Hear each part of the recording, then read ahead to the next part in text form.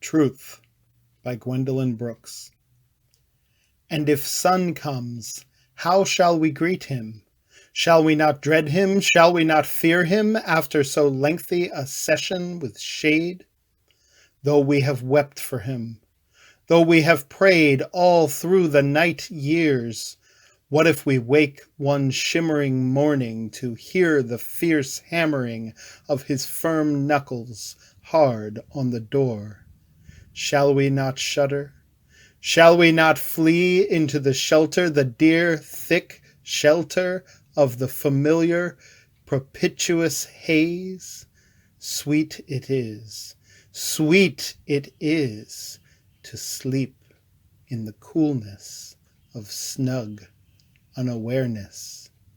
The dark hangs heavily over the eyes.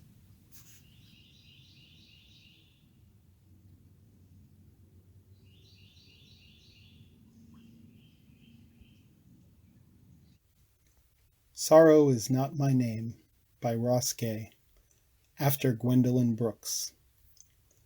No matter the pull toward brink, no matter the florid, deep sleep awaits, there is a time for everything.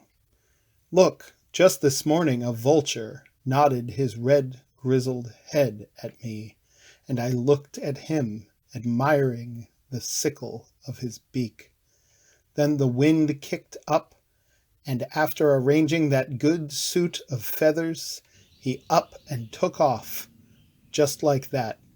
And to boot, there are, on this planet alone, something like 2,000,000 naturally occurring sweet things, some with names so generous as to kick the steel from my knees: agave, persimmon, stickball, the purple okra I bought for $2 at the market. Think of that.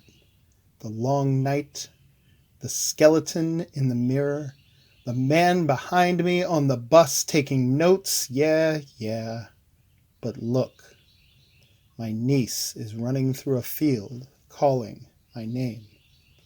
My neighbor sings like an angel, and at the end of my block is a basketball court. I remember.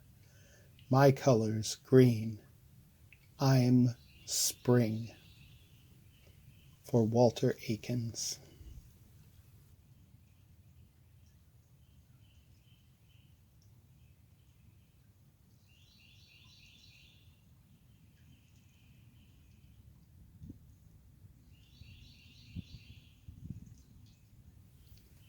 Joy and Sorrow, Chapter 8, by Khalil Gibran. Then a woman said, "Speak to us of joy and sorrow." And he answered, "Your joy is your sorrow unmasked, and the self-same well from which your laughter rises was oftentimes filled with your tears. And how else can it be? The deeper that sorrow carves into your being, the more joy you can contain. Is not the cup that holds your wine the very cup that was burned in the potter's oven? And is not the lute that soothes your spirit the very wood that was hollowed with knives? When you are joyous, look deep into your heart, and you shall find it is only that which has given you sorrow that is giving you joy. When you are sorrowful, look again in your heart, and you shall see that in truth you are weeping for that which has been your delight. Some of you say, "Joy is greater than sorrow," and others say, "Nay, sorrow is the greater." But I say unto you, they are inseparable. Together they come, and when one sits alone with you at your board, remember that the other is asleep upon your bed. Verily you are suspended like scales between your sorrow and your joy. Only when you are empty are you at standstill and balanced. When the treasure keeper lifts you to weigh his gold and his silver, needs must your joy or your sorrow rise or fall.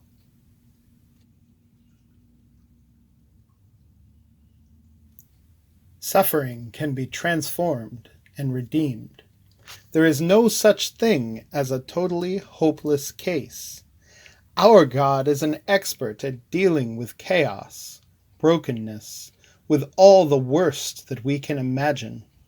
God created order out of disorder, cosmos out of chaos, and God can do so always, can do so now, in our personal lives and in our lives as nations, globally. The most unlikely person, the most improbable situation, these are all transfigurable.